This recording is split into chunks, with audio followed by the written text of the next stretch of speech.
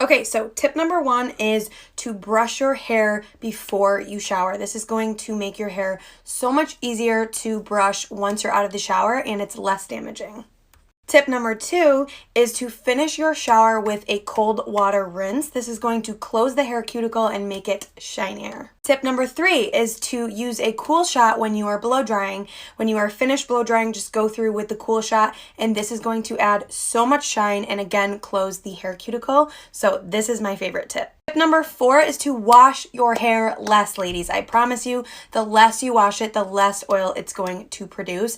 It will take time, but I promise you it's worth it. Tip number 5 is to only apply your conditioner from your mids to your ends, never on your roots. It'll cause a lot more grease. So let me know if you guys want a part 2.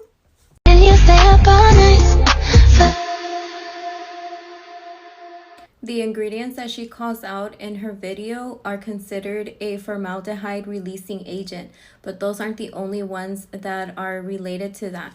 I'm going to go ahead and list all the toxic and harmful ingredients for you right here so you guys can go and check your stuff. Keep in mind, it's not just about hair, it's about your health too. Anything you put on your scalp and forehead absorbs 4 times faster than anywhere on your body. Formaldehyde causes cancer, can cause hair loss, skin irritation, tumors, and so much more health risks. Help spread the awareness by sharing this video, and if you need any product recommendations, go ahead and comment and I'll personally help you. I am a licensed cosmetologist, so I know a thing or two about this topic specifically. If you guys want to know how to get long, healthy, shiny, strong, and thick hair, then you want to keep watching this video because I'm going to share my tips on what I do to my hair every single day to preserve the health. So I like to use my everything oil on my hair daily because the ingredients are so life-changing and beneficial for hair. I also like to massage my scalp and do the inversion technique, which encourages blood flow and hair growth, but I also use my everything oil to my scalp to encourage a healthy scalp and healthy hair growth. I try to limit heat use as much as possible, but if I do use heat, I make sure to use a heat protectant oil on my hair. I use different heatless hairstyles, especially before going to bed, to prevent damage and friction on my hair. Okay, so I know I've said this 1,000 times, but I cannot stress this enough how important it is to oil hair, especially the ends, to prevent those split ends from happening. I make sure to oil my hair every single day to encourage strong and healthy hair. Hair tips from a hairstylist that no one asked for, part 2. Okay, that's a bit of a lie because on the last video, everyone was like, can you turn this into a series? So that's what we're gonna do right now, okay? Today's topic is gonna be what temperature of water you should actually be washing your hair in. Okay, so in the hair world, we always relate the hair on your head to house shingles like this. Okay, so the hotter the temperature of water, essentially this is what your hair cuticle starts to look like. All those house shingles start to lift up, allowing for dirt, debris, shampoo, water, anything to get in between those cracks because the house shingles are not laying flat anymore.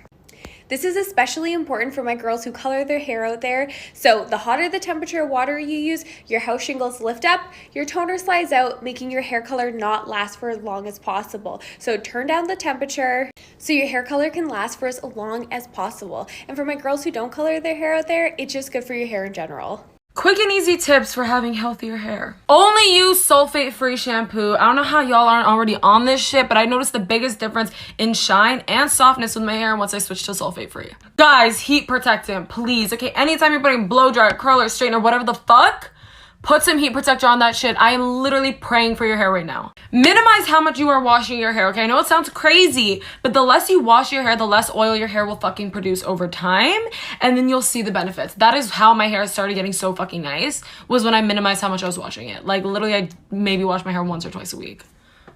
Guys, was it just me that never figured out how to use coconut oil properly? Because I just figured it out, and I look like a Pantene commercial. How did I not know for so long you were supposed to use conditioner to wash it out? Life changed. Do you guys want thicker and longer hair?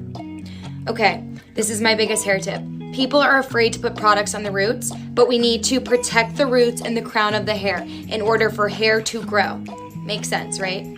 So, one of my favorite products, it's a 10. I spray it all along the roots. If you're afraid of getting greasy, dry shampoo is okay, ladies. It's really okay, but we need to protect these roots in order for our hair to grow.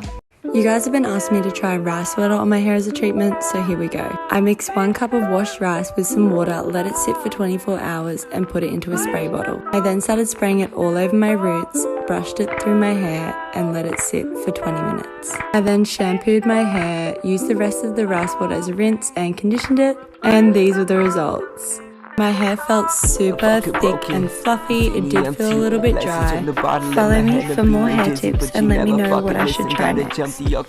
The correct way to wash your hair. Brush your hair before you get it wet. This will remove any tangles before you get it wet and prevent any breakage. Don't wash your hair with hot water and don't wash it with cold water. Wash it with warm water. When it comes to shampooing, wash your hair gently. Don't scrub your hair super hard. It roughens up the cuticle and causes breakage. When you're washing, wash your scalp only. Do not wash your ends. The oil is at the scalp, so washing the ends just doesn't make any sense and it will cause damage to your hair. Use 2 dime-sized amounts for your shampoo. You really don't need any more than this. Use 1 in the front and 1 in the back. When it comes to conditioning your hair, only condition the mid-shaft down. Conditioning the top portion of your head is just going to make for a greasy mess. When it comes to drying, do not take your towel and roughen up your hair to make it try to dry faster. Instead, take a towel and blot your hair dry. This is much safer and much kinder to your hair. How often should you wash your hair? 2 to 4 times a week. Happy hair washing, everybody!